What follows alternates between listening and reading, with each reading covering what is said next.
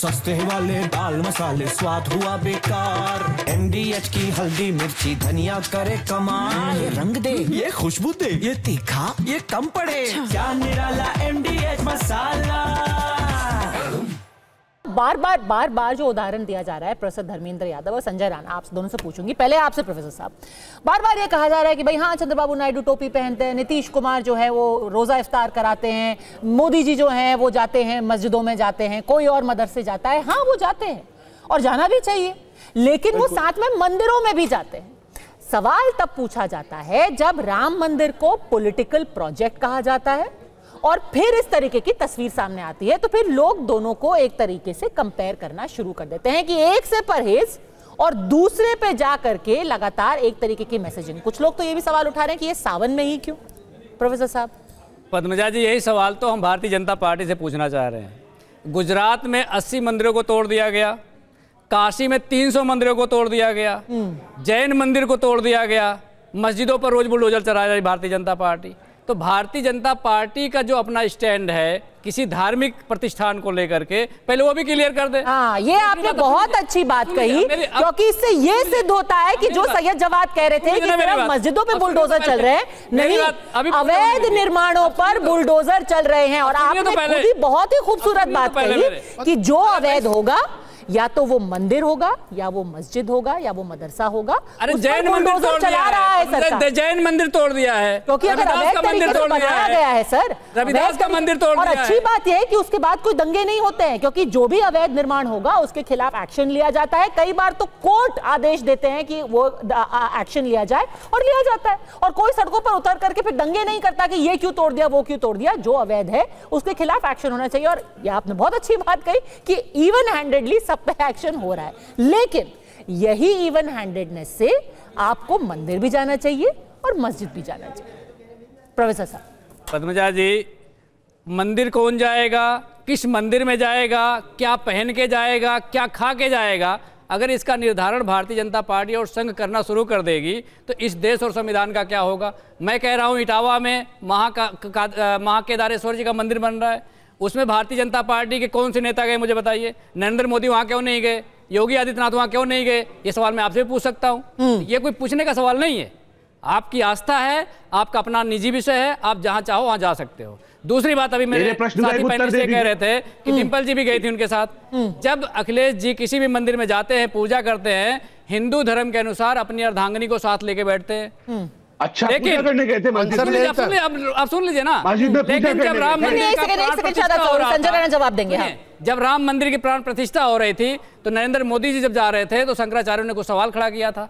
तो मुझे लगता है सादा भाई इसका भी जवाब दे दें। इसका जवाब तो नहीं देंगे, तो आप सुन लीजिए, इसका जवाब नहीं है आपके पास। आप अगर देश को जोड़ने की बात करेंगे तो आपके पास जवाब नहीं होगा। आप खाली अपनी धार्मिक भावनाओं को भड़का करके राजनीतिक रोटियां सेकिए, चुनावी फायदा लीजिए, देश से आपको लेना देना है ही नहीं। एक सेकंड, देना देना होगा देश की बात करते हैं। सारी चीजें सिलसिलेवार तरीके से देखो। इन्होंने क्या बोला है कि मस्जिदें तोड़ी जा रही है, मज़ारों को उखाड़ा जा रहा है। ये बताइए, इस्लाम के अनुसार अवैध जगह पे बनी हुई मस्जिद अवैध है कि नहीं है? हमारे सैयद जवाद साहब बता दे, अवैध माना जाएगा कि नहीं माना जाएगा? हमारे मित्र ने बोला मंदिरों को तोड़ दिया, मंदिरों को विस्थापित किया गया, तोड़ा नहीं गया, हटा के दूसरी जगह कहां विस्थापित किया? सुन लीजिए, 300 मंदिर का नाम हटाए गए। नंबर 1, नंबर 2, जब ये बात अरे सुन लीजिए, टोपी की बात, अरे सुन लीजिए, टोपी की बात हो रही थी। जितने टोपी लगाए, जिनकी चाहे राहुल गांधी साहब हो, चाहे इनके अखिलेश यादव लाल टोपी वाले, राम मंदिर काली टोपी की बात नहीं, काली टोपी तो बाद में आई। काली टोपी कोई नहीं पहनता भैया, काली टोपी कोई नहीं पहन रहा। संघ की बात यहाँ नहीं हो रही, यहाँ पे चर्चा हो रही है कि आप कैसा काम कर रहे हैं। ये हो रही है चर्चा कि ये देखिए कि राजनीति कैसे हो रही है। मस्जिद क्या राजनीति करने की जगह है, मस्जिद क्या ये बताइए। आपने बोला ना हस्बैंड के साथ वाइफ जाती है एग्री, लेकिन वो मंदिर जाती है, मस्जिद में जाने का एक पोशाक है, इस पोशाक में कोई महिला मस्जिद में नहीं जा सकती है। कोई हमें बोलते नहीं मानना आपको, बातों में समस्या ही है। सुनिए साहब, सुना क्या सुनाना क्या है? और ये बताइए, आप किसी पे आरोप लगा रहे हो, बार बार आरोप लगा रहे हो कि भैया वो तुगलकी है, फरमान कर देते। ये बताइए भैया, लाल रुमाल आपका कहाँ पे लाल हुआ पता है? हमको पता, लाल के आगे पहन के घूम रहे हो, समझते छुप के हो जाएंगे। आप ही बताइए, जो आपका इटावा में मंदिर बन रहा है, बनने के बाद हम जाएंगे, दर्शन करेंगे। ये बताइए अखिलेश यादव और आप प्रोफेसर साहब कब जा रहे हैं राम मंदिर के दर्शन करने के? प्रोफेसर साहब बताइए कब जा रहे हैं राम मंदिर के? प्रोफेसर यादव, पूरी भारतीय जनता पार्टी की सोच रूढ़िवादी रही है, आज रूढ़िवादी रही है। बीजेपी सबका साथ, सबका विकास में विश्वास करती है। आपकी तरह एक वर्ग की राजनीति। जवाब देने दीजिए उनको, जवाब देने दीजिए। हाँ, भारतीय जनता पार्टी के पूर्वज हमेशा रूढ़वादी रहे हैं। महिला को भागीदारी ना देना पड़े तो महिलाओं का प्रवेश वर्जित है। पूर्वज कैसे रहे हैं?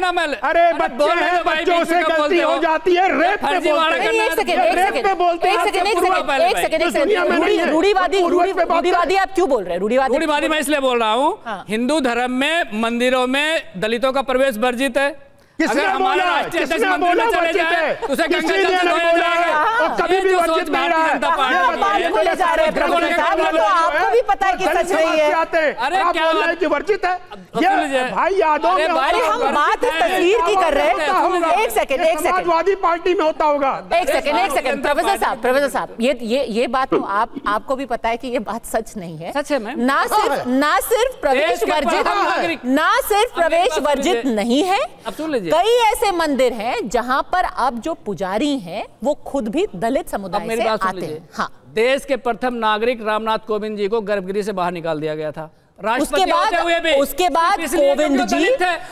बाद रामनाथ कोविंद जी और द्रौपदी मुर्मू जी और दोनों के बारे में ये भ्रम फैलाया गया था। ये गलत है। प्रोफेसर साहब देखिए, आप अपनी तस्वीर को डिफेंड करना चाहते हैं, आप जरूर कीजिए, लेकिन किसी एक धर्म विशेष के बारे में इस तरीके से आप गलत अफवाह नहीं फैला सकते। अब सुनिए, जहां तक एक सेकंड ये बात क्लैरिफाई हो जानी चाहिए, क्योंकि यहाँ पर लोग चैनल पे देख रहे हैं।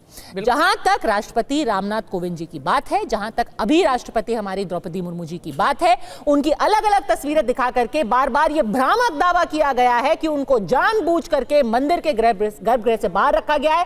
ये बात पूरी तरीके से गलत है। दोनों ही अलग अलग मंदिरों के गर्भगृह में कई बार गए हैं और ये तस्वीरें लगातार, और ये पब्लिक डोमेन में कोई भी जाकर के देख सकता है। मुर्मू जी भी गई हैं और रामनाथ कोविंद जी भी गए हैं, और यही नहीं, उन्होंने जाकर के अंदर जलाभिषेक भी किया है। ये मैं दावे से आपको बता सकती हूं। दावे से आप बता रहे हो? ये गलत बात है, ये भ्रामक बात है जो आप कह रहे हैं। एक मंदिर ऐसा है, बताइए नाम। अब सुन लीजिए, नाम बताइए कौन सा मंदिर है?